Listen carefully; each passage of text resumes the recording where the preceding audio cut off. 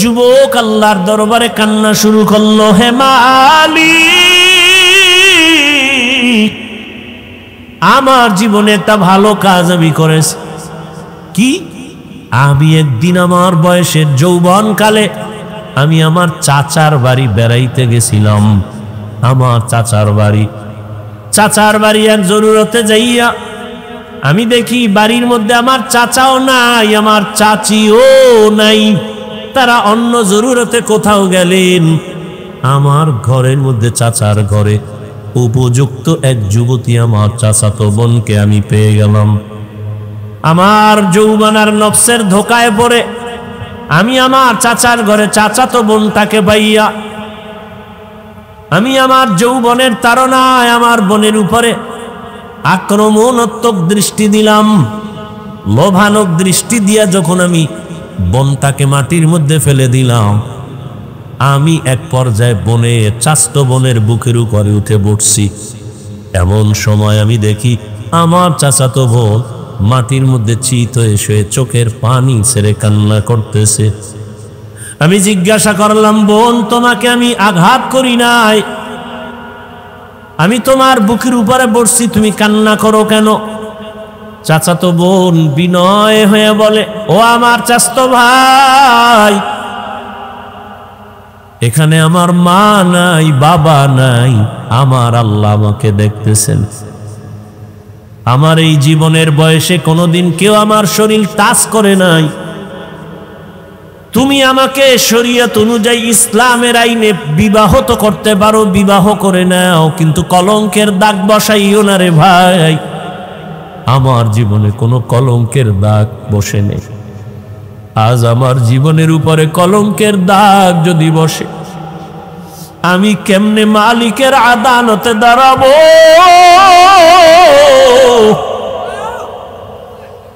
তুমি আমারে দয়া করে মাফ করে দাও। আমার আব্বাকে বলে প্রয়োজনে বিবাহের ব্যবস্থা করব, তারপরেও তুমি আমার কলঙ্কের দাগ দিও না রে ভাই। যুবক আল্লাহর কাছে কান্না করে বলেন, হে মালিক, ওই চাচাতো বোনের কান্না দেখাও আমার অন্তর নরম। আমি আমার বোনের কান্না দেখে দ্রুত আমি বোনের থেকে আলাদা হয়ে বললাম, বোন, আমারে মাফ করে দাও, আমি তোমার উপরে আর অপরাধ করব না। ও আল্লাহ, তোমার জন্যই আমি আমলটা করেছি, চাইলে তো আমি জোর করে অন্যায় করতে পারতাম। তুমি এর বরকতে আমাকে পরিত্রাণ দাও, গুহার মুখ থেকে আমাদের বাঁচাও। কান্না করে দোয়া করা মাত্র পাথরের টিনের 2 অংশ ফাঁকা হয়ে গেল আল্লাহর কুদরতে। তৃতীয় যুবক আল্লাহর দরবারে কান্না করেন, হে মালিক, আমার জীবনের একটা ভালো কাজ মনে হয়, আমার মনে বলে ভালো কাজ করেছে। আমি এক বাবার গরিব সন্তান, আমি বাহিরে গিয়ে কাজ না করলে আমার চুলায় আগুন জ্বলে না, খানাও হয় না, আমার বাচ্চা আছে ছোট ছোট, আমার ঘরে আমার বৃদ্ধ বাবা বিছানায় পড়ে আছে, আমার বৃদ্ধা মাও ঘরে আছে। আমার জীবনের অভ্যাস ছিল, আমি কাজ করে, তখন আমার প্রধান খাদ্য ছিল আমাদের গাভীর দুধ। আমি কাজ করে প্রতিদিন বাড়িতে আসার সময় গাভীর দুধ নিয়ে আসতাম। সারাদিন আমার বাচ্চারা ক্ষুধার্ত, খানা পায় না। আমি এসে প্রথমে মায়ের মুখে দুধ দিয়া, বাবার মুখে দিয়া, তারপরে বাচ্চাদের দিতাম। আমি আমার কলিজা দিয়া মাকে বাবাকে মোহাব্বত করেছি। আমার মা বাবাকে আগে দুধ পান করাইয়া তারপরে বাচ্চাদের দিতাম। একদিন কাজ থেকে আসতে আমার বাড়িতে রাত হয়ে গেল। রাতের গভীরে বাড়িতে আসার পর হঠাৎ তাকায় দেখি মা দেরি দেখে ঘুমায় পড়ছে, আব্বাও ঘুমায়, বাচ্চারাও ঘুমন্ত, ক্ষুধা। আমি তো নিয়ত আমার পাকা, আমার মা বাবাকে দুধ না দিয়া বাচ্চাদের দুধ দিব না, আমার ওয়াদা। আমি দুধের পেয়ালা নিয়ে ভাবতেছি কি করব, বাচ্চারাও ক্ষুধার্ত, কান্নার আওয়াজ। ওদিকে আমার মা ক্ষুধার্ত কিন্তু ঘুমে। এখন ঘুম থেকে ডাক দিলেও মা কষ্ট পাবে, কাঁচা ঘুম। ওই যুবক বলে, তখন আমি মায়ের আদর আর দোয়া পাওয়ার জন্য আমি দুধের পেয়ালা নিয়ে মায়ের মাথার কিনারায় দাঁড়ায় আছি। আম্মা জান যখন সজাগ হবেন তখন আমি প্রথমে দুধ দিব, গাভীর দুধ পান করবে, তারপরে বাচ্চাদের দিব। আমি দুধের পেয়ালা নিয়ে দাঁড়ানো, মা ঘুমায়, বাবাও ঘুমায়। আমার বাচ্চাগুলো ক্ষুধার যন্ত্রণায় কান্না করে। এক পর্যায়ে বাচ্চাগুলো আমার পায়ের কাছে আইসা কান্না করে আর বলে, বাবা খানা দাও।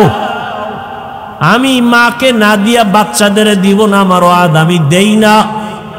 এক পর্যায়ে তাকায় দেখি ক্ষুধার তৃষ্ণা আমার বাচ্চাগুলো কান্না করে করে মাটির মধ্যে পড়ে ঘুমায় গেছে। রাতের গভীরে আমার আম্মা সজাগ হইয়া তাকায় দেখে আমি সন্তান দুধের পেয়ালা নিয়ে মায়ের কিনারায় দাঁড়ান। মা তাকায় বলে, বাবা তুমি কি ঘুমাও নাই? আমি বললাম, মা তোমাকে আমি না খাওয়ায় কেমনে ঘুমাবো? আমার চোখে ঘুম আসবে না, কারণ তুমি আমাকে গর্বে নিয়ে কত রাত ঘুমাইতে পারো নাই রে মা, কত কষ্ট করেছো।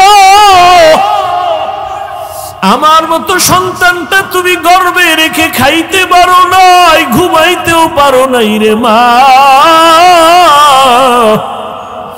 আমার চামড়া খুলিয়া জুতা বানাইলে তোমার ঋণ আদায় হবে না। ও মা তোমাকে না খাওয়াই আমি কেমনে ঘুমাবো? আমার চিন্তায় তুমি কত রাত ঘুমাইতে পারো নাই রে মা। আমার অসুস্থতার কারণে তোমার ঘুম চোখে আসে নাই রে মা। তোমারে আমি ক্ষুধার্ত রাইখা কেমনে ঘুমাই? তোমার জন্য দুধের পেয়ালা নিয়ে দাঁড়ানো। হঠাৎ আম্মা জান তাকায়া দেখে আমার পায়ের কিনারে আমার বাচ্চাগুলো কান্না করে করে ঘুমিয়ে পড়েছে।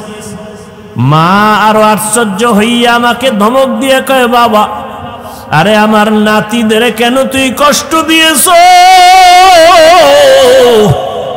ওদেরকে কেন খানা দেও নাই? আমি মাকে বলছিলাম, মা তোমার মুখে না দিয়ে আমি কারো মুখে দুধ দিব না, বাচ্চাদেরও দেই নাই। আমার আম্মা জান দুধ পান করার আগে একটা চিৎকার দিয়া দোয়া করেছে, হে মালিক, আমার কলিজার সন্তান আমার জন্য এতটা ত্যাগ স্বীকার করলো, কোরবানি করলো। ও আল্লাহ তুমি ওরে দোজাহানে কামিয়ে বিধান করিও। আমার আম্মা দোয়া করেছেন, ও আল্লাহ তোমার মোহাব্বতে কাজটা করেছে রে আল্লাহ। আমার হাবিব মায়ের জন্য দোয়া করেছেন, ও আল্লাহ আমলটা যদি পছন্দ হয় এর বরকতে পাথরের গুহা থেকে আমাদের এই গুহার মুখ থেকে পাথর সরায় হেফাজতের ব্যবস্থা করো। রহমতের নবী হাদিসে পাকে বলেন, তৃতীয় ব্যক্তি যখন কান্না করে দোয়া করা শুরু করছে সাথে সাথে পুরা পাথরটাই গুহার মুখ থেকে আল্লাহর কুদরতে ফাঁকা হয়ে গেছে। হরকে দারত খৌফে হকদার দিল মদম জন্নতুল মাকওয়া দেহদ ও রামাকাম। জীবনের ত্যাগ আর কোরবানি ছাড়া কেউ সফল হতে পারে নাই, কামিয়াব হতে পারে নাই। ও আমার যুবক, পর্দার আড়ালের মা বোনেরা, ও বৃদ্ধ বাবাজি, এই কোরবানির ইতিহাস, ত্যাগের ইতিহাস, কেমন বাবা সন্তানের জবাই করার জন্য রেডি, আর কেমন সন্তান বাবাকে বলে আমিও জবাই হওয়ার জন্য রেডি, তাড়াতাড়ি আমাকে জবাই করো, দেরি হলে আল্লাহ বুঝি আবার হুকুমটা নিয়ে যাবেন। কেমন ধৈর্য! ইব্রাহিম কাঁদে, ইসমাইলের চোখে পানি, হাজেরাও কান্না করে। ওদিকে মা হাজেরার কেমন ধৈর্য! শয়তান গিয়া কয় হাজেরা ইসমাইলের কই পাঠাইছো 13 বছরের পর? বলে বাবা দাওয়াতে যায়, বাদশার দাওয়াতে। কয় না না, জবাই করতে নেই। বলে না, বাবা হইয়া কখনো সন্তান কি জবাই করতে পারে? শয়তান বলে আসল কথা আল্লাহর হুকুম। হাজেরা বলে শয়তান দূর হ, আমার আল্লাহ যদি হুকুম করে একজন ইসমাইল না আরো ইসমাইল যদি থাকে সব আমি আল্লাহর পথে দিয়ে দিব। মুমিন জান্নাত পাবে, কোনো বেঈমান জান্নাত পাবে না। আর জান্নাত পেতে হলে পরীক্ষা দিতে হবে, পুরস্কার পেতে হলে পরীক্ষা দিতে হবে। আর পরীক্ষা তাদের জন্য যারা স্কুল কলেজ ভার্সিটি মাদ্রাসার ছাত্র। যারা ছাত্র না ওদের পরীক্ষা নেই। ঠিক যারা ঈমানের কালেমা পড়ে আল্লাহর রাস্তায় ঢুকে পড়ল তারা ইসলামের ছাত্র মুমিন, এদের জন্যই পরীক্ষা, এদের জন্যই পুরস্কার জান্নাত। 5টা জিনিসের দ্বারা আল্লাহ পরীক্ষা করবেন। আর এই পরীক্ষায় পাশ করার জন্য আল্লাহর পক্ষ থেকে একটা পুঁজি প্রয়োজন, যে পুঁজিটা না থাকলে ওয়াল্লাহি তার পরীক্ষায় পাশ করা যাবে না। ওই পুঁজির নাম ধৈর্য। আল্লাহ বলেছেন ওয়াবাশশিরিস সাবিরিন, ধৈর্য ধারণকারীদের জন্যই সুসংবাদ। এই ধৈর্য আবার 3 প্রকার। ধৈর্য মুসিবতের বেলায় ধৈর্য, গুনাহের ক্ষেত্রে ধৈর্য, ইবাদতের বেলায় ধৈর্য। এখন আপনার সুযোগ আছে গুনাহ করার, আপনি আল্লাহর আযাবের ভয়ে ধৈর্য ধারণ করলেন, আমি এই গুনাহ করব না, আপনার জন্য সুসংবাদ। মুসিবত আসছে, এখন আপনার খানা দানা নাই, আছে হারাম জিনিস, খাইলে খাইতে পারেন জীবন বাঁচানোর জন্য, চলার মতো রাস্তা নাই, কেউ আপনাকে টাকা ধারও দেয় না। বড়লোক আছে এলাকায়, যদি বলেন আমাকে 5,000 টাকা দেন, ধার, কোরবানি আসতেছে, বাচ্চাদের নিয়ে কি করব, আমি আবার আপনাকে 20 দিন পরে দিয়ে দিব। বাংলাদেশের বড়লোক অধিকাংশ গ্রাম অঞ্চলে যারা থাকে এরা 5,000 টাকা দিবে না, আছে দেয় না, বলে নাই নাই। ওই লোকটাকেই যদি কানে কানে বলেন এই সুদে দিবিনি, কয় 1 লাখ দিব, 1 লাখ আসো। এরকম কুলাঙ্গারের বাচ্চা সমাজে আছে না নাই? এরা সবগুলো কুলাঙ্গার, এরা সমাজের কীট। এদের উপরে আল্লাহর লানত, ফেরেশতাদের লানত। এরা আল্লাহর দুশমনের মধ্যে নিকৃষ্ট দুশমন। এদের মতো দুশমন আল্লাহর দুশমন, এরা ফেরেশতাদের দুশমন, এরা মানুষের দুশমন, এরা সমাজের দুশমন, এরা দেশের দুশমন। এই সুদের সাথে যারা জড়িত, ঘুষের সাথে যারা জড়িত, এরা আল্লাহর বড় বড় দুশমনের মধ্যে চূড়ান্ত দুশমন। এখন আপনি কি করবেন? হয়তো হারাম খাইতে হবে, না হয় না খায়া থাকতে হবে।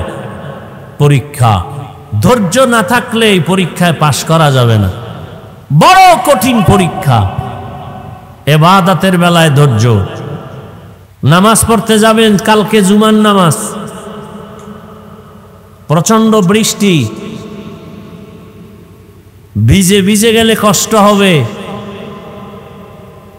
কি করা যায়? যাদের ইমানের পার্সেন্ট যত, তার আমলের পরিধি তত। একজনের ইমান বলে আমি নফল নামাজ ছাড়ব না, আর একজনের ইমান বলে নফল লাগে না।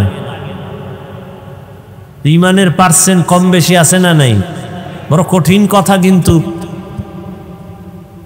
একজনে বলে আমার নফল লাগে না, আর এক ইমানওয়ালা বলে আমার নফল পড়তেই হবে। কেন? বলে হাসরের ময়দানে ফরজ আমলের ঘাটতিগুলো পূরণ করার জন্য নফল আমল লাগবে। এই যে ফজরের নামাজ, জোহর, আসর, মাগরিব, এশা, জুমা, এই যে ফরজ নামাজগুলো আমরা আদায় করি, নামাজের সালাম ফিরায়া, যারা নামাজ পড়ে না এরা তো আর জানবে না, যারা নামাজ পড়েন সালাম ফিরাইয়া ইমাম সাহেব সহ মুক্তাদিরা সবাই আস্তাগফিরুল্লাহ পড়েনি। বলেন না কেন ভাই? কয়বার পরে জানেন? 3 বার আস্তাগফিরুল্লাহ, আস্তাগফিরুল্লাহ, আস্তাগফিরুল্লাহ। পড়লেন নামাজ, অসাধ্য কোনো জিনিস, অপছন্দের কোনো জিনিস দেখলেই শুনলেই মানুষ আস্তাগফিরুল্লাহ পড়ে, কিন্তু আপনি পড়লেন নামাজ, এখানে আস্তাগফিরুল্লাহ 3 বার কেন আপনি পড়েন নামাজের সালাম ফিরাইয়া? বলে নামাজের ভেতরে তোমার ত্রুটি হয়ে যাইতে পারে, মালিকের কাছে ক্ষমা চাওয়ার নিয়তে 3 বার নামাজ শেষে তুমি সালাম ফিরায় আস্তাগফিরুল্লাহ পড়ো। কারণ ইস্তেগফার এমন একটা আমল, এমন একটা তসবিহ, রাত আসলে যেমন দিন থাকে না, অন্ধকার আসলে আলো থাকে না, আলো আসলে অন্ধকার যেমন থাকে না, যেই বান্দা বান্দি ইস্তেগফারের আমল করবে তার আমল নামায় কোনো গুনাহ থাকে না। ইস্তেগফারের আমল তো ফরজ আমলের ঘাটতি। রাসূল বলেন কিয়ামতের দিন অনেক মানুষ নামাজ নিয়ে দাঁড়াবে, কিন্তু নামাজে ঘাটতি অনেক। যেইভাবে সেজদা দেওয়া দরকার ওইভাবে হক আদায় করে সেজদা দেওয়া হয় নাই। রুকুর থেকে দাঁড়াইবে, দাঁড়াইয়া রব্বানা লাকাল হামদ বলবে, না পারলে অন্তত ওই টাইম পরিমাণ, বলা পরিমাণ দাঁড়ায় থাকবে ওয়াজিব। ওই পরিমাণ দাঁড়ায় না, দৌড়ায় সেজদায় চলে গেল। সেজদায় যাওয়ার সময় আগে যাবে হাঁটু, এরপরে যাবে 2 হাত, এরপরে যাবে নাক, এরপরে যাবে কপাল। সে হাঁটু যাওয়ার আগে হাত দিয়া ভর করে সেজদায় চলে গেল। সেজদা দিয়া তসবিহ পড়বে, আবার ওইটা বসবে, বসার পরে দোয়া আছে দোয়া পড়বে, না পারলে চুপচাপ বসে থাকবে, এরপরে আবার সেজদা করবে। যেইভাবে সেজদা করার প্রয়োজন সেইভাবে হক আদায় করে নাই। কিয়ামতের ময়দানে আল্লাহ যদি মাফ করে দেন, ওই ফরজ আমলের ঘাটতিগুলো পূরণ করার জন্য নফল আমলের প্রয়োজন হবে। নফল আমলের প্রয়োজন। এই জন্য কোনো ঈমানওয়ালা বলে আমি নফল ছাড়ব না, তাহাজ্জুদ ছাড়ব না, ইশরাক ছাড়ব না, আওয়াবিন ছাড়ব না। আর একদল মুমিন বলে ঈমানের হালাত বলে আমার নফল পর্ব দূরের কথা, নফল লাগেই না। এরকম বহু ঈমানওয়ালা, ধৈর্য না থাকলে সম্ভব না। আল্লাহ বলেন ধৈর্য ধারণকারীদের জন্য সুসংবাদ 2টা। একটা মহা সুসংবাদ দুনিয়ার জমিনে আমি দিব, আর একটা মহা সুসংবাদ পরকালে আমি দিব।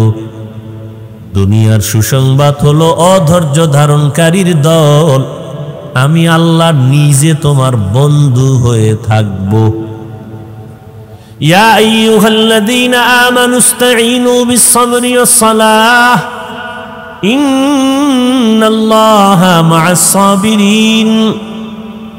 ধৈর্য ধারণকারীরা সুসংবাদ নেও, আমি আল্লাহ তোমার বন্ধু হয়ে গেলাম, কোনো চিন্তা নাই। আর একটা সুসংবাদ তোমার পরকালে, ইন্নামা ইউওয়াফফাস-সাবিরুনা আজরাহুম, ইন্নামা ইউওয়াফফাস-সাবিরুনা আজরাহুম বিগাইরি হিসাব।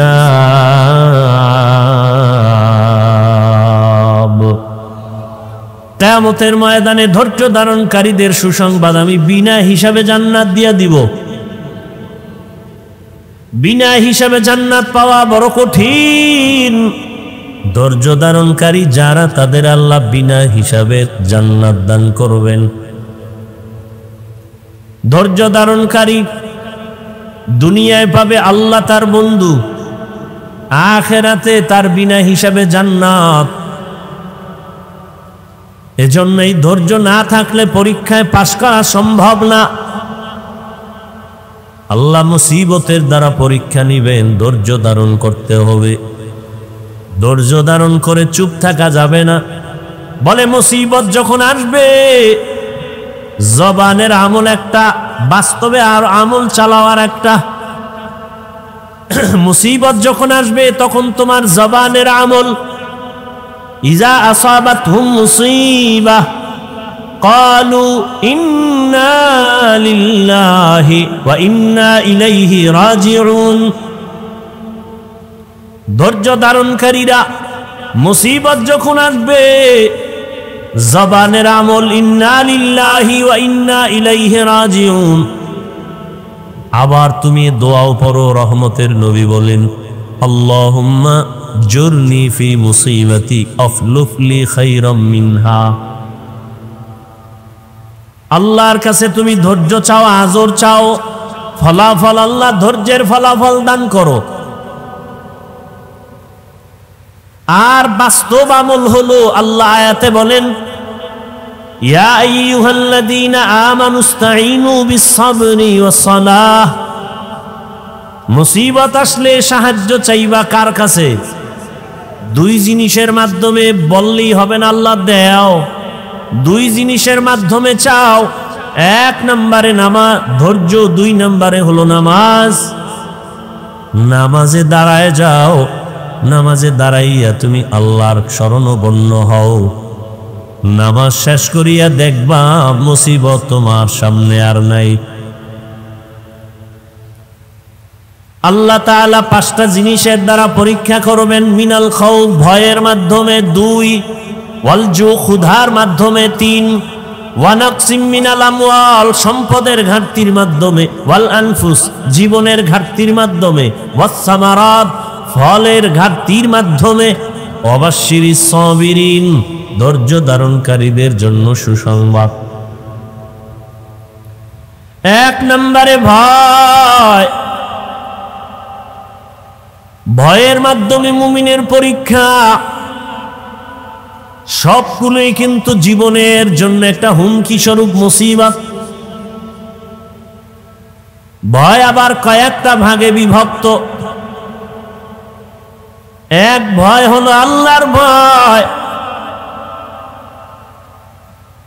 আর একটা ভয় হলো দুনিয়ার মানুষের পক্ষ থেকে ভয়। তুমি যদি দাড়ি রাখো চাকরি থাকবে না, এরম ভয় আছে না নাই? সেদিন এক আর্মির চাকরিজীবী এক যুবক, মোনাজাতের পরে বের হইলাম, স্টেজের সামনে গাড়িতে উঠার আগে বলে হুজুর দোয়া করবেন, আমি আর্মির চাকরি করে কয়েকদিন আগে চাকরি ছেড়ে দিস। কেন ছাড়লা? এই মুহূর্তে আর্মিদের মূল্যায়ন তো অনেক বেশি, ছাড়লা কেন? যুবক বলে আমাকে বারবার মানসিকভাবে টর্চার করা হয়, দাড়ি কেটে ফেলো, দাড়ি কেটে ফেলো, দাড়ি কেটে ফেলো। আমি চাকরি ছেড়ে দিয়েছি, দোয়া করবেন আল্লাহ হালাল ভাবে যেন রিজিকের ব্যবস্থা করে দেন। ইমান ইমান, সেও মানুষ, আপনিও মানুষ। এখানে আমরা যারা বসে আছি সবাই আমরা মুসলমান। আপনাদের আল্লাহ আমার আল্লাহ দুইজন না এক? আপনাদের নবী আমার নবী, আপনাদের কোরআন আমার কোরআন, আপনাদের কাবা আমার কাবা, আপনাদের ধর্ম আমার ধর্ম, আপনাদের কালেমা আমার কালেমা। দুনিয়াতে আমরা আসছি সিস্টেম সবার এক। বিদায় বেলা কাফনের সংখ্যাও আমারও তিনটা কাফন হবে, আপনাকেও তিনটা কাফন দেয়া হবে। টাকাওয়ালা মরে গেল, তার তিনটা কাফন। রিক্সা ড্রাইভার মরে যাবে, তাকেও তিন কাফন। টাকাওয়ালার সম্মানে একটা কাফন কেউ বাড়াবেও না। গরিব হওয়ার কারণে কেউ মরে গেলে একটা কাফন কেউ কমাইয়াও দিবে না। কাফনের সংখ্যাও কয়টা বলেন? পুরুষের তিনটা, মহিলাদের পাঁচটা। কালার কি হবে? আলাদা আলাদা। আমাদের হুজুরদের কাফনের কালার একরকম, আপনাদের কালার আর এক রকম। হ্যাঁ, বড় লোকের কাফন একরকম, ছোট লোকের আর এক রকম। কে ধনী, কে গরিব, কে আলেম, কে মূর্খ, কে ডাক্তার, কে রোগী, কে ইমাম, কে মুক্তাদি, কে বড় লোক, কে ছোট লোক।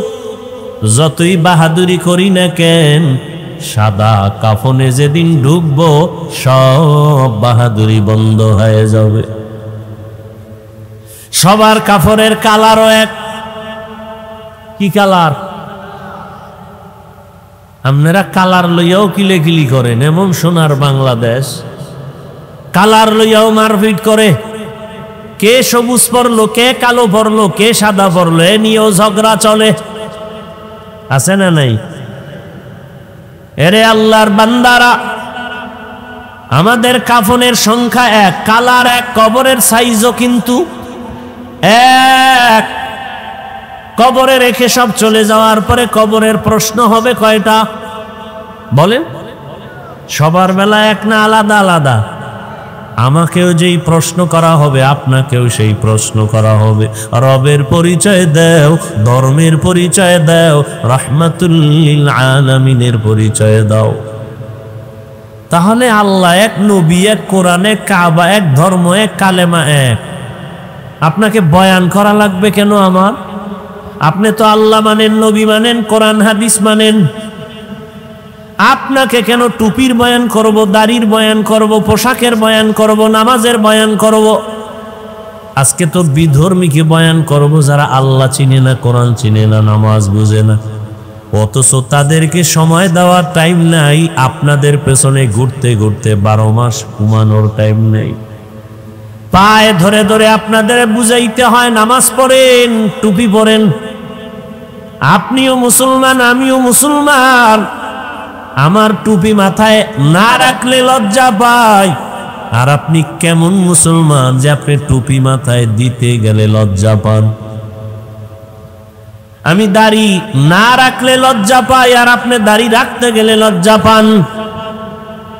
আমি নামাজ না পড়লে লজ্জা, আপনি নামাজ পড়তে গেলে লজ্জা। আমি আল্লাহর ঘর মসজিদে, আপনি মসজিদে ঢুকতে গেলে লজ্জা পান। আমি পর্দা না করলে লজ্জা পাই, আর আপনি পর্দা করতে গেলে লজ্জা পান। আপনি কেমন ভিআইপি মুসলমান? আপনার ইমানের হালাত কি? আমি আপনাকে কথা বলি না সবাই আমার মতো হুজুর হয়ে যান। খবরদার, হুজুর বানাইতে আমি বাংলাদেশে ঘুরি না। আমি আপনাকে আপনার রাস্তায় থাইকা জান্নাতের পরিচয় দিতে চাই। আপনি চাকরি করেন, ব্যবসা করেন, লেখাপড়া করেন, ওখানে থাইকা মদিনার আদর্শের মালা গলায় লাগায় নেন। আপনাদের মতো লাইনের মানুষ, জেনারেল লাইনের মানুষ, বাংলা লাইনের মানুষ জীবনে মাদ্রাসায় পড়ে না, আলিফ বা তাও জানে না। এমন মানুষ কি আপনাদের লাইনে দাড়িওয়ালা নামাজি নাই? স্কুলে পড়ে, কলেজে পড়ে। ও যুবকেরা তাকায় দেখো, তোমার মতো যুবক স্কুল কলেজে পড়ে, চাকরি করে, ব্যবসা করে, 5 ওয়াক্ত নামাজ পড়ে, বলো তুমি পারো না কেন? তোমার মতো জেনারেল লাইনের যুবক রাস্তায় গাড়ি চালায়, নামাজ ছাড়ে না, বলো তুমি কেন পারো না রে বাবা? তোমার মতো যুবক র্যাব, আর্মি, পুলিশ, বিডিআর এর চাকরি করে, নামাজ পড়ে, দাড়িওয়ালা আছে না নাই? আল্লাহ বিবেক দিয়েছে, তোমার বিবেকটাকে প্রশ্ন করো, তুমি কেন পারো না রে বাবা? তোমার মতো যুবক নদীর মধ্যে মাছ ধরে, নামাজ ছাড়ে না, বলো তুমি কেন পারো না? তোমার মতো যুবক জমিনের মধ্যে কৃষি কাজ করে, নামাজ ছাড়ে না, গামছা বিছাইয়া নামাজ পড়ে, বলো তুমি কেন পারো না? তোমার কপাল বুঝি পুড়ে গেছে? কার না জানি বর্তমান তোমার কপালে লাগছে। তোমার মনটাকে বুঝাও যে তোমার মতো যুবক স্কুল কলেজে পড়ে, নামাজ পড়ে, তুমি আমি পারবো না কেন? কই আমরা আল্লাহর পথে থাইকা তো সম্মান কমে নাই, না খাইয়েও কেউ মরে যাই নাই। এরে আল্লাহর বান্দারা, এই যে মাঝে মাঝে আপনাদের থেকে সহযোগিতা চাওয়া হয়, কিছু দান সদকা করেন, না করলেও পারি, চাই কেন? ওই আপনারা আবার রাস্তাঘাটে বলেন হুজুর গো দাঁড়িয়ে যাবো না, নিজে নিজে চালায়, আমগো শরীকদার বানায় না, দান সদকা নেয় না, চায় না। আর ইসলাম বলে, নবী বলে, কোরআন বলে, তুমি যদি দান করো, আমি হাফিজুর রহমান মাদ্রাসায় লেখাপড়া করে, ওয়াজ মাহফিলের স্টেজে বয়ান করে যেই সওয়াব পাবো, তুমি দান করিয়া ওই সম পরিমাণ সওয়াব পেয়ে যাবে। আমি হাফিজুর রহমান আলেম হইয়া বয়ান করিয়া আল্লাহর থেকে যতটা পুরস্কার পাবো, আমি হাফিজুর রহমানকে আলেম বানানোর পেছনে যারা সহযোগিতা করেছে আল্লাহর কাছ থেকে তারাও সমপরিমাণ পুরস্কার পেয়ে যাবে। আল্লাহ বলবে, হাফিজুর রহমান তোরে আমি জান্নাত দিলাম, তোকে বানাইতে গিয়া যারা একটা টাকা দিছে, কিতাব কিনা দিছে, আমি আল্লাহ তাদেরকেও জান্নাত দিয়া দিলাম। আতিনা ফি দারে দুনিয়া না হাসান, আতিনা ফি দারে উকবা না হাসান, ইয়া গিয়াসাল মুস্তাগীসিন ইহদিনা লিফতিখারা বিল উলুমে ওয়াল গিনা। হর গড়ি দে নেको तू तैयार है, जो न मांगे उससे तू बेजार है। পাঁচটা জিনিসের মাধ্যমে আল্লাহ মুমিনের পরীক্ষা নিবেন। এক নম্বরে আল্লাহর পক্ষ থেকে ভয়। চার মাযহাবের চার ইমামের এক ইমাম, ইমাম শাফিঈ রাহমাতুল্লাহ আলাইহি বলেন, এখানে ভয় দ্বারা উদ্দেশ্য হলো আল্লাহর পক্ষ থেকে ভয়, আল্লাহর পক্ষ থেকে জাহান্নামের আযাবের ভয়, আল্লাহর আযাবের ভয়। গুনাহ করলে জাহান্নাম, ওই ভয়ে তুমি বান্দা আল্লাহর মহাব্বতের রশিটাকে মজবুত করে ধরে সামনে আগাও। আল্লাহর ভয় আর একটা দুনিয়ার মানুষের পক্ষ থেকে ভয়। পর্দা করলে তোমার আত্মীয় স্বজন বেজার। এখন তুমি আত্মীয় স্বজনের মন খুশি রাখবা নাকি আল্লাহর মন খুশি রাখবা, এটাই তোমার পরীক্ষা।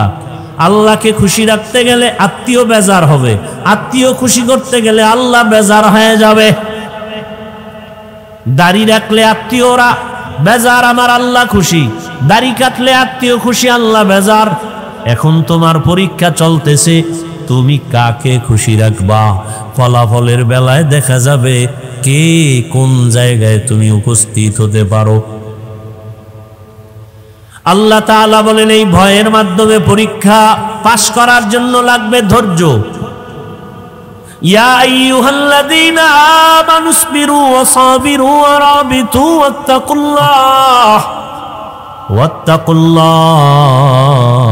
লাআল্লাকুম তুফলিহুন। ধৈর্যের বড় দাম। আল্লাহ তাআলা বলেন, সব মানুষ জাহান্নামে যাবে, চার গুণওয়ালারা জান্নাতে যাবে। ওয়াল আসরি ইন্নাল ইনসানা লাফি খুসর ইল্লাল্লাযীনা আমানু ওয়া আমিলুস সালিহাত ওয়া তাওয়াসাউ বিল হক ওয়া তাওয়াসাউ বিস সাবর। ধৈর্য বড় দামি এক গুণের নাম। চার গুণওয়ালারা জান্নাতে যাবে। ওয়াল আসরের সূরা আল্লাহ বলেন সব মানুষ জাহান্নামে যাবে, চার গুণওয়ালারা জান্নাতে যাবে। এর মধ্যে চতুর্থ গুণ হলো ধৈর্য ধারণ করলেওয়ালারা। ধৈর্য বড় দামি এক সম্পদ। আল্লাহ তাআলা ধৈর্যের বড় সম্মানের বয়ান করেছেন। আজকে আমাদের মধ্যে ধৈর্য নাই, যে কারণে আমরা অনেক ক্ষেত্রে সামনে আগাইতে গিয়ে অনেক পেছনে পড়ে যাই। ধৈর্যের পরীক্ষা দিলেন, একটু আগে বয়ান করলেন কোরবানির বয়ান।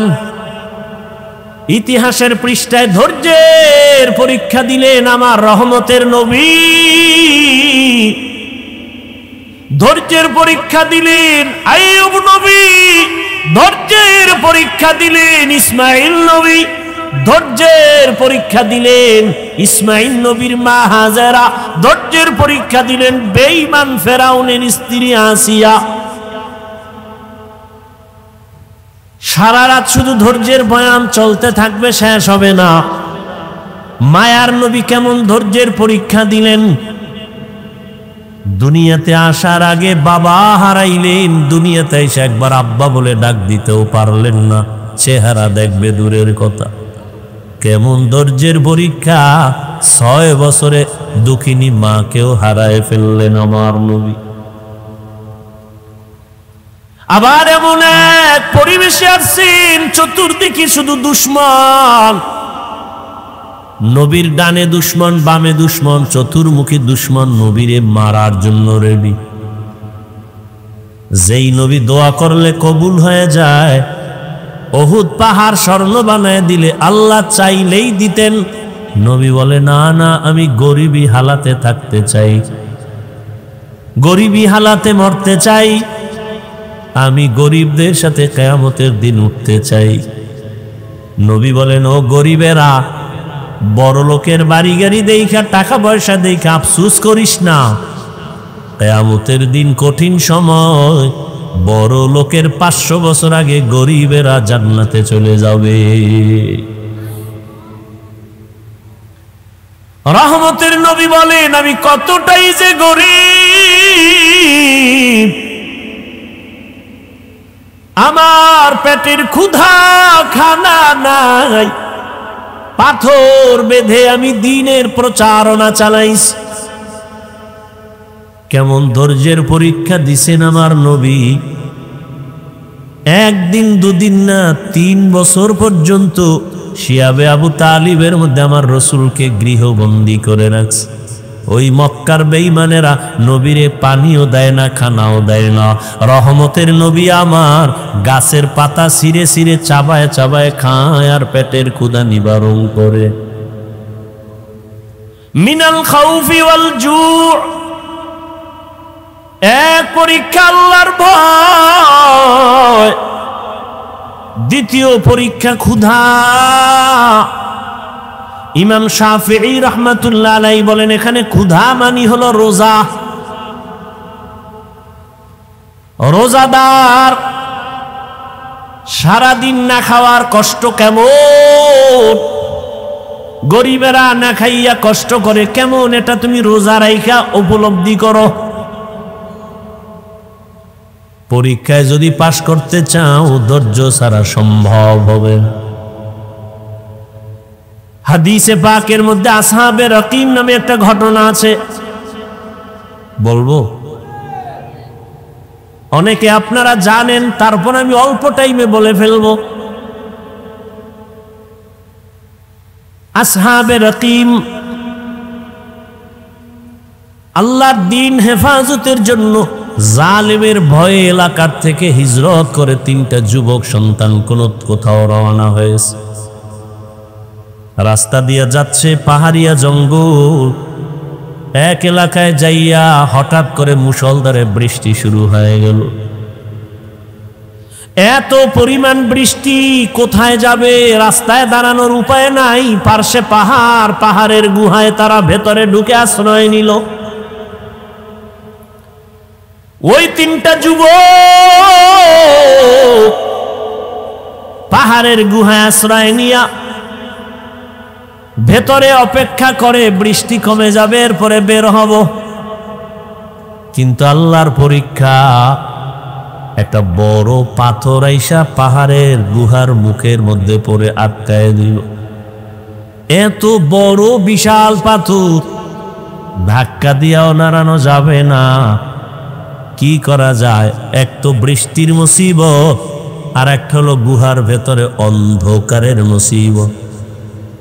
আর একটা মুসিবত হলো সামনে পাথর আটকায় দিছে, এত বিশাল পাথর নাড়াচাড়া করা যায় না, আর এক মুসিবত। আল্লাহ বলেন, আমি যারে বেশি মহব্বত করি তারে মুসিবত দিয়ে পরীক্ষা নিব, রসুলের হাদিস। আর মুসিবত যখন আসবে, জবানের আমল করো। ইজা আসাবাতহুম মুসিবা ক্বালু ইন্না লিল্লাহি ওয়া ইন্না ইলাইহি রাজিউন।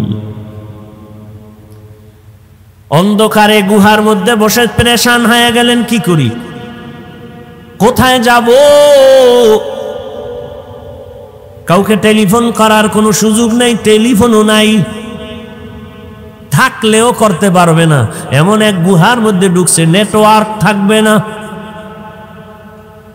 আবার আলো নাই, অন্ধকার। বাহিরের আলো যাও আসবে, কিন্তু পাথর এসে আটকায় দিল। আবার বাহিরে প্রচন্ড মুষলধারে বৃষ্টি চলে। এক পর্যায়ে তারা নিরুপায় হইয়া পরামর্শ শুরু করলো, কি করা যায়, কি করা যায়। একজনে বলে, আমার আপনার তো 3 জনে হিসাব করে দেখো, জীবনে কোনো ভালো কাজ করছো কিনা বল। একজনে কে, হ্যাঁ আমার একটা ভালো কাজ জীবনে করছি, সবই আকাম করছি, তবে একটা ভালো কাজ আমার মনে হয় করেছি। বলে ভালো কাজের ওসিলা দিয়া মালিকের সামনে সিজদায় পড়ে চোখের পানি ছেড়ে কান্না কর। আমার মালিকের যদি ডাক দাও আল্লাহ পাক রাস্তা খুলে দিবেন। আম্মা ইউজিবুল মুযতাররা ইযা দাআহ, বান্দা যখন মুসিবতে পড়ে আমার মালিকের ডাক দেয়, আল্লাহর কোরআন বলে আল্লাহ তার মুসিবত থেকে তাকে পবিত্রতা অর্জন করার রাস্তা খুলে দেন। তিনটা যুবক পরামর্শের মাধ্যমে সিদ্ধান্ত এক হয়ে গেল, হ্যাঁ যার যার জীবনের ভালো কাজ যদি থাকে ওই কাজের ওসিলা দিয়া মালিকের ডাকো আর কান্না করো।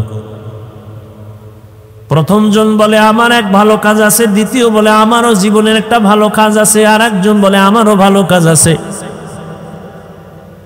এক যুবক চোখের পানি ছেড়ে কান্না করে আর ভালো কাজের ওসিলা দিস।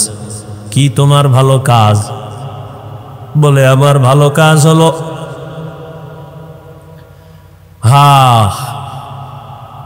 আমি এক সময় টাকার মালিক হইয়া আমার বাড়ি কর্মচারীরা কাজ করত।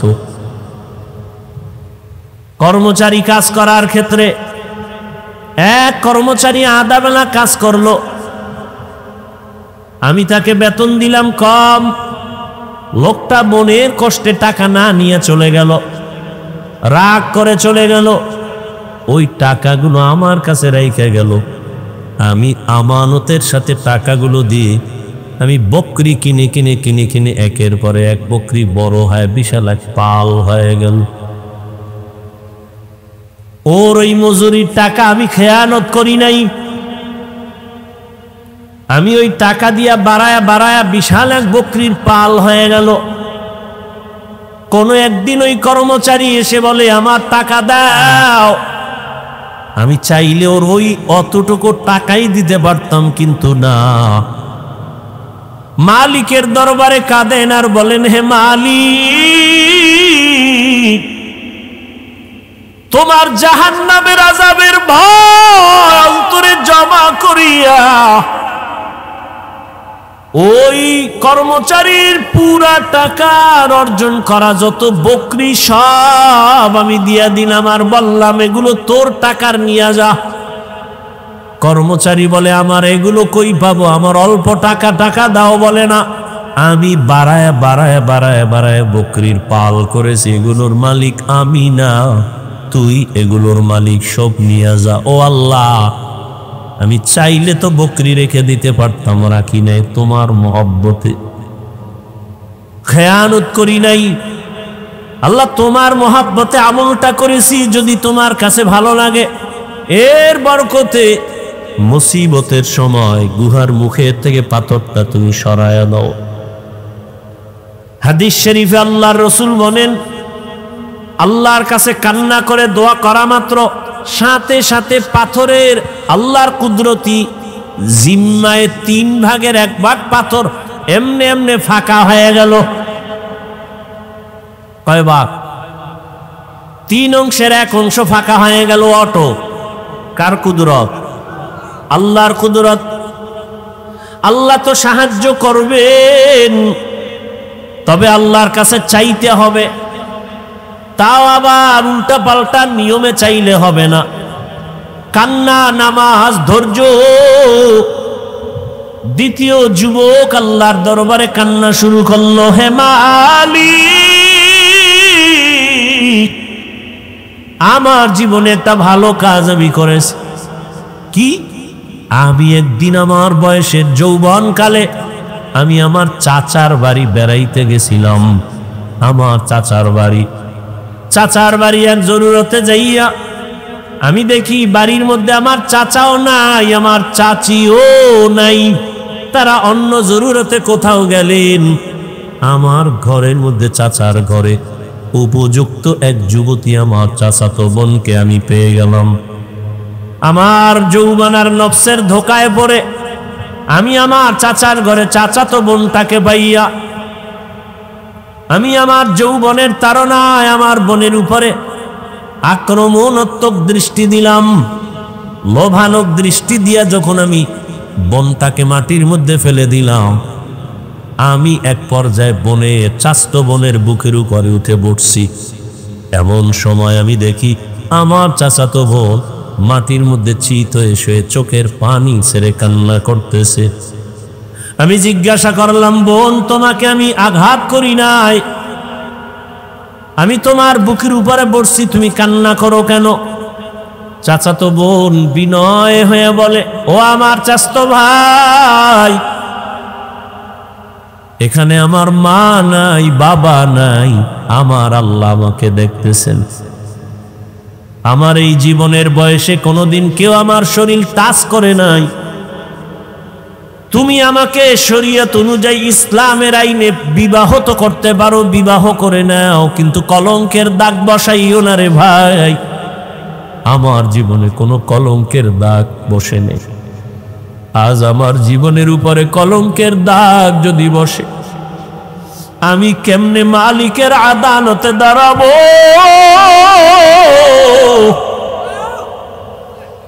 তুমি আমারে দয়া করে মাফ করে দাও। আমার আব্বাকে বলে প্রয়োজনে বিবাহের ব্যবস্থা করব, তারপরেও তুমি আমার কলঙ্কের দাগ দিও না রে ভাই। যুবক আল্লাহর কাছে কান্না করে বলেন, হে মালিক, ওই চাস্তো বোনের কান্না দেখাও আমার অন্তর নরম। আমি আমার বোনের কান্না দেখে দ্রুত আমি বোনের থেকে আলাদা হয়ে বললাম, বোন, আমারে মাফ করে দাও, আমি তোমার উপরে আর অপরাধ করব না। ও আল্লাহ, তোমার জন্যই আমি আমলটা করেছি, চাইলে তো আমি জোর করে অন্যায় করতে পারতাম। তুমি এর বরকতে আমাকে পরিত্রাণ দাও, গুহার মুখ থেকে আমাদের বাঁচাও। কান্না করে দোয়া করা মাত্র পাথরের 3/2 অংশ ফাঁকা হয়ে গেল আল্লাহর কুদরতে। তৃতীয় যুবক আল্লাহর দরবারে কান্না করেন, হে মালিক, আমার জীবনের একটা ভালো কাজ মনে হয় আমার মনে বলে ভালো কাজ করেছে।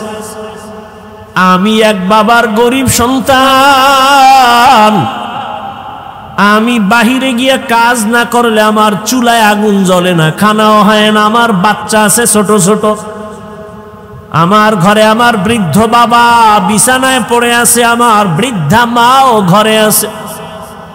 আমার জীবনের অভ্যাস ছিল, আমি কাজ করে, তখন আমার প্রধান খাদ্য ছিল আমাদের গাভীর দুধ। আমি কাজ করে প্রতিদিন বাড়িতে আসার সময় গাভীর দুধ নিয়ে আসতাম। সারাদিন আমার বাচ্চারা ক্ষুধার্ত, খানা পায় না। আমি এসে প্রথমে মায়ের মুখে দুধ দিয়া, বাবার মুখে দিয়া, তারপরে বাচ্চাদের দিতাম। আমি আমার কলিজা দিয়া মাকে বাবাকে মোহাব্বত করেছি। আমার মা বাবাকে আগে দুধ পান করাইয়া তারপরে বাচ্চাদের দিতাম। একদিন কাজ থেকে আসতে আমার বাড়িতে রাত হয়ে গেল।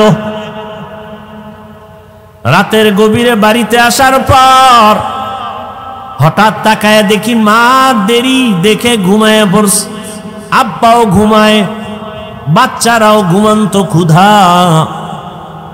আমি তো নিয়ত আমার পাকা, আমার মা বাবাকে দুধ না দিয়া বাচ্চাদের দুধ দিব না, আমার ওয়াদা।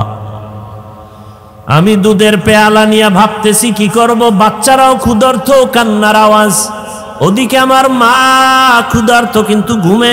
এখন ঘুম থেকে ডাক দিলেও মা কষ্ট পাবে, কাঁচা ঘুম। ওই যুবক বলে, তখন আমি মায়ের আদব আর দোয়া পাওয়ার জন্য আমি দুধের পেয়ালা নিয়ে মায়ের মাথার কিনারায় দাঁড়ায় আছি। আম্মা জান যখন সজাগ হবেন তখন আমি প্রথমে দুধ দিব, গাভীর দুধ পান করবে, তারপরে বাচ্চাদের দিব। আমি দুধের পেয়ালা নিয়ে দাঁড়ানো, মা ঘুমায়, বাবাও ঘুমায়, আমার বাচ্চাগুলো ক্ষুধার যন্ত্রণায় কান্না করে।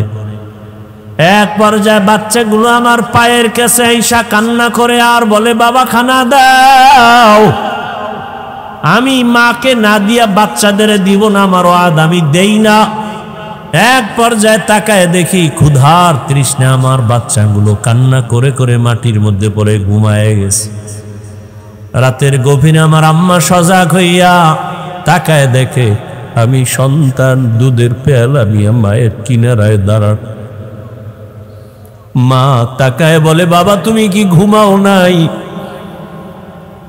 আমি বললাম, মা তোমাকে আমি না খাওয়ায় কেমনে ঘুমাবো? আমার চোখে ঘুম আসবে না, কারণ তুমি আমাকে গর্বে নিয়ে কত রাত ঘুমাইতে পারো নাই রে মা, কত কষ্ট করেছো। আমার মতো সন্তানটা তুমি গর্বে রেখে খাইতে পারো নাই, ঘুমাইতেও পারো নাই রে মা।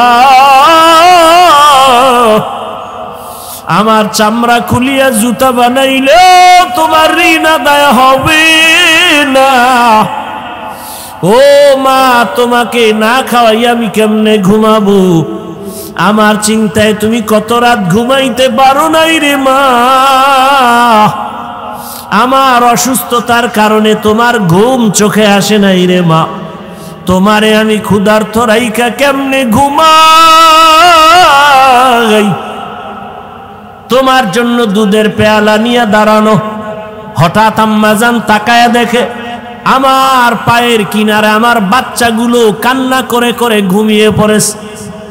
মা আরো আশ্চর্য হইয়া আমাকে ধমক দিয়ে কয়, বাবা আরে আমার নাতিদের কেন তুই কষ্ট দিয়েছ? ওদেরকে কেন খানা দেও নাই? আমি মাকে বলছিলাম, মা তোমার মুখে না দিয়ে আমি কারো মুখে দুধ দিব না, বাচ্চাদেরও দেই নাই।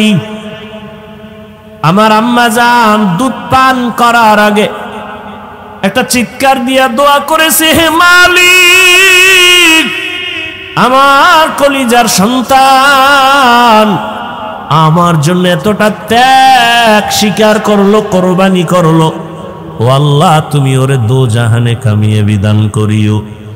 আমার আম্মা দোয়া করেছেন, ও আল্লাহ তোমার মোহাব্বতে কাজটা করেছে রে আল্লাহ। আমার হাবিব মায়ের জন্য দোয়া করেছেন, ও আল্লাহ আমলটা যদি পছন্দ হয় এর বরকতে পাথরের গুহা থেকে আমাদের এই গুহার মুখ থেকে পাথর সরায় হেফাজতের ব্যবস্থা করো। রহমতের নবী হাদিসে পাকে বলেন, তৃতীয় ব্যক্তি যখন কান্না করে দোয়া করা শুরু করছে সাথে সাথে পুরা পাথরটাই গুহার মুখ থেকে আল্লাহর কুদরতে আঁকা হয়ে গেছে।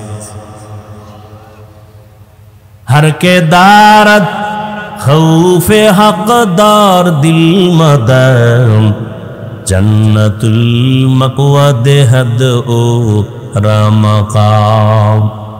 জীবনের ত্যাগ আর কোরবানি ছাড়া কেউ সফল হতে পারে নাই, কামিয়াব হতে পারে নাই। ও আমার যুবক,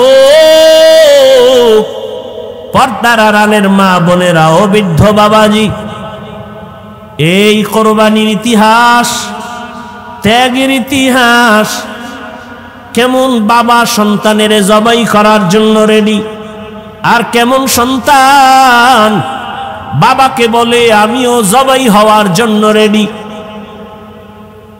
তাড়াতাড়ি আমাকে জবাই করো, দেরি হলে আল্লাহ বুঝি আবার হুকুমটা নিয়ে যাবেন। কেমন ধৈর্য! ইব্রাহিম কাঁদে, ইসমাইলের চোখে পানি, হাজেরাও কান্না করে। ওদিকে মা হাজেরার কেমন ধৈর্য!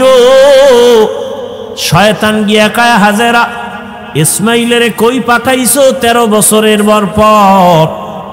বলে বাবা দাওয়াতে যায়, বাদশার দাওয়াতে। কয় না না, জবাই করতে নেই। বলে না, বাবা হইয়া কখনো সন্তান কি জবাই করতে পারে? শয়তান বলে আসল কথা আল্লাহর হুকুম। হাজেরা বলে, শয়তান দূর হ, আমার আল্লাহ যদি হুকুম করে একজন ইসমাইল না আরো ইসমাইল যদি থাকে সব আমি আল্লাহর পথে দিয়ে দিব। কেমন ধৈর্য ধারণকারিনী আম্মা জান ইসমাইল নবীর মা হাজেরা। এরে আম্মা জানেরা, আপনাদের অবদান যদি না থাকে একটা সংসার সুন্দর করা সম্ভব হয় না, একটা সমাজ আপনাদের কারণেই সুন্দর হয়, আপনাদের ধৈর্য আদর্শের কারণে তার সন্তান ভালো আসে, সন্তানের ভালো আদর্শের কারণে সমাজ ভালো হয়ে যায়। অতএব কোরবানির ঘটনা থেকে ত্যাগের শিক্ষা, আল্লাহর মুহাব্বত, আদিকে আবার আল্লাহর জাহান্নামের আযাবের ভয়, ক্ষুধার তৃষ্ণা, আল্লাহ তাআলা পরীক্ষা নিবেন, ধৈর্যের মাধ্যমে পরীক্ষায় পাশ করতে হবে। ও আল্লাহর বান্দারা, কত গালি কত কিছুই শুনলাম, এরপরও আল্লাহর মুহাব্বতে টুপি পালাই না, দাড়ি পালাই না। চাইলে আজকে তোমার মতো প্যান্ট শার্টটাই লাগায় দাড়ি কেটে রাস্তায় ঘুরলে কে আমাদের বাধা দিত? মাদ্রাসায় পড়েছি, চাকরি নাই, ব্যবসা নাই, সার্টিফিকেট নাই সরকারি ভাবে, এরপরেও কেন এই পথ ছাড়ি না? গালাগালি শোনার পরেও কেন ছাড়ি না? একমাত্র কারণ আল্লাহর কোরআন সত্য, নবীর কথা সত্য। গুনাহ নিয়ে যারা কবরে যাবে তাদের আযাব হবে জাহান্নাম, তাও সত্য। নেক আমলওয়ালাদের জন্য জান্নাত, তাও সত্য। এই চিন্তা ভাবনা করে আল্লাহর মুহাব্বতে নামাজ রোজা ধরে ফেললাম। রিজিকের মালিক আমার আল্লাহ, ইজ্জতের মালিক আল্লাহ, সম্মানের মালিক আল্লাহ, হায়াতের মালিক আল্লাহ। ও যুবক, এখনো সময় আছে ইসমাইল নবীর আদর্শের মতো ধৈর্য ধারণ করে আল্লাহর মুহাব্বতের রশি গলায় লাগাও। মা বাবার দোয়া নিয়া, শিক্ষকের দোয়া নিয়া, ওলামায়ে কেরামের পরামর্শ নিয়ে নবীর আদর্শ মেনে চলবা। জীবনে কত শখ মিটাইয়া গুনাহ করলা, মনে চাইছে নামাজ পড়বা না, পড়ো নাই, মনে চেয়েছে দাড়ি কাটবা, কেটে ফেলেছো, মনে চাইছে পার্কে পার্কে ঘুরবা, ঘুরেছো, এখনো কি তোমার শখ মিটে না? সারা রাত মোবাইলে গুনাহ করবা, করেছো, এখনো কি তওবা করবা না? কয়দিন আর দুনিয়ায় বাঁচবা? তোমার আমার চোখের সামনে কত যুবকের লাশ, গাড়ির নিচে, পানির নিচে যুবকের লাশ। কয়দিন আর দুনিয়া বাঁচবারে বাবা? এখনো সময় আছে, তওবা করে নাও, মা বাবার দোয়া নাও, শিক্ষকের দোয়া নাও, উলামায়ে কেরামের দোয়া নাও। আর নামাজ ছাড়বা না, দাড়ি কাটবা না, বেপরদায় চলবা না, মা বাবার সাথে বেয়াদবি করবা না। বৃদ্ধ বাবাজিরাও আল্লাহর কাছে ইব্রাহিম নবীর মতো ত্যাগী হইয়া আমল ধরে ফেলেন। আপনার মতো কত বুড়ারা মসজিদে গিয়া নামাজ পড়ে, আপনি কেন পারবেন না? আম্মা জানেরা, আপনার মতো কত মা এখনো আছে পর্দা করে, স্বামীর মাল হেফাজত করে, নামাজ পড়ে, বেপর্দায় চলে না, মোবাইলে সময় নষ্ট করে না। আপনারা কেন পারবেন না? আল্লাহর কাছে তওবা করেন, আল্লাহকে মনে মনে বলেন, হে আল্লাহ, আর নামাজ ছাড়বো না, দাড়ি কাটবো না, বেপর্দায় চলবো না। ও যুবক বাবারা, আল্লাহর কাছে যদি তওবার নিয়ত থাকে, অন্তরে কোনো মুনাফিকি না থাকে, খাঁটি তওবার নিয়ত যদি থাকে, দুটো হাত আল্লাহকে দেখাইয়া দাও। আয় আল্লাহ, হাতগুলো কবুল করে নেন, তওবা কবুল করে নেন, তওবার উপরে মজবুত হইয়া চলার মতো তৌফিক দান করেন, আমিন। আল্লাহ আমাদের সবাইকে আল্লাহর কঠিন বান্দার উপরে যে পরীক্ষা, মুমিনের জন্য আল্লাহ পরীক্ষায় পূর্ণ কামিয়াবি অর্জন করার তৌফিক দান করে, সাবিরিনদের অন্তর্ভুক্ত করে দেন। কোরবানির মাধ্যমে ইব্রাহিম নবী, ইসমাইল নবী যেমন পাশ করেছেন, মা হাজেরা পাশ করেছেন, আমাদের এই ক্ষুদ্র পরীক্ষায় যেন আমরা তাদের মতো পাশ করতে পারি, সে তৌফিক আল্লাহ দান করে।